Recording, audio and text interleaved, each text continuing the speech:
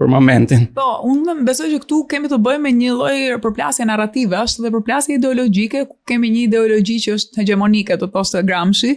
dhe është ideologjia e neoliberalizmit, dhe neoliberalizmi është një nga fazat e kapitalizmit, por nga ana ideologjike ajo që është e rëndësishme është reduktimi i përgjegjësisë shoqërore në përgjegjësi individuale. Pra, ne kemi një shoqëri që ai që arrin dhe bëhet i pasur, bëhet i suksesshëm, merr gjithë meritat për këtë dhe thuhet dhe triumfon pikërisht si individ shembull i kësaj sipërmarrjeje të suksesshme, dhe nga ana e kundërt, ana sjelltas, ai që nuk arrin shihet si viktimë e pamundësisë, pa aftësisë, pa zotësisë së tij. Pra, kur merita është individuale dhe kur faji është gjithmonë kthehet në faj individual,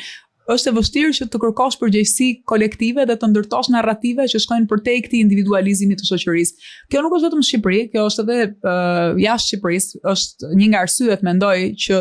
majta në botë është në krizë, pavarësisht se edhe kapitalizmi është në krizë, edhe globalizimi është në krizë, edhe shoqëritë demokratike liberale që janë konsoliduar në dekadat e fundit janë në krizë. Fakti që një lexim i majt i këtyre konflikteve nuk arrin që të triumfojë nga ana e narrativës në krahas ose në përplasjen me një lexim të djathtë që redukton çdo konflikt në konflikt emigrantësh apo civilizimi apo feve që nuk integrohen etj. Ndonjëherë duket sikur shumë njerëz janë pak alergjik në momentin që ti u përmend solidaritetin ose veprimin kolektiv, të paktën këtu të shohin me dyshim, të shohin pak si të çmendur nganjëherë. Nëse do perifrazoja një frazë të George Orwell e bërë në një kontekst komplet tjetër, si mund ta urrej sistemin pa urryer njerëzit që kanë ngjetur brenda tij. Unë them se në Shqipëri dhe në fakt jo vetëm në Shqipëri, por në të gjithë Europën lindore, pra në Europën e botës pas komuniste, një nga arsyet që qytetarët e kanë këtë alergji ndaj kolektivës, ndaj përgjegjësisë, ndaj solidaritetit, ndaj këtyre fjalëve kyçe, janë që i lidhin këto fjalë me një sistem që edhe ai është imponuar nga lart. Pra që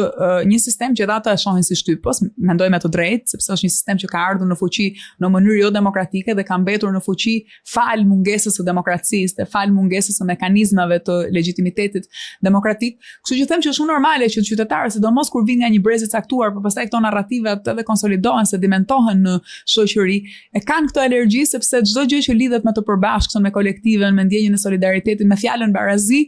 e lidhin me manipulimin, me ushtrimin e pushtetit, me dhunë ndaj qytetarëve, pra me mungesën e legjitimitetit demokratik. Ndërkohë që kur ti thua që unë jam i përgjegjshëm për veprimet e mia, kjo nga individi kuptohet dhe është më e thjeshtë për të kuptuar sesa të shpjegosh që në fakt në kapitalizëm askush nuk është vërtet i përgjegjshëm, sepse ne gjithmonë varemi nga dikush që ka kontrollin e mjeteve të prodhimit apo të mjeteve të informacionit apo të diskursit politik. Them që është normale. Them që nuk duhet të jem naive dhe nuk duhet të jem optimiste, por besoj se nuk ka rrugë dalje nga kjo përveç vazhdimit të debatit dhe vazhdimit të shtjellimit të temave dhe të nguljes këmbë, që në fakt ka edhe një qasje tjetër ndaj kritikës kapitalizmit, që jo se çdo kritikë e kapitalizmit shkon në socializmin e shtetit, mund të ketë një projekt tjetër, mund të ketë një alternativë, por të gjitha këto janë diskurse që duan shumë kohë për të ndërtuar dhe duan një ndrim brezas, një ndrim gjeneratash, duan edhe rrethana politike të pjekura, pra nuk varen thjesht nga intelektualët, dhe besoj që ne duhet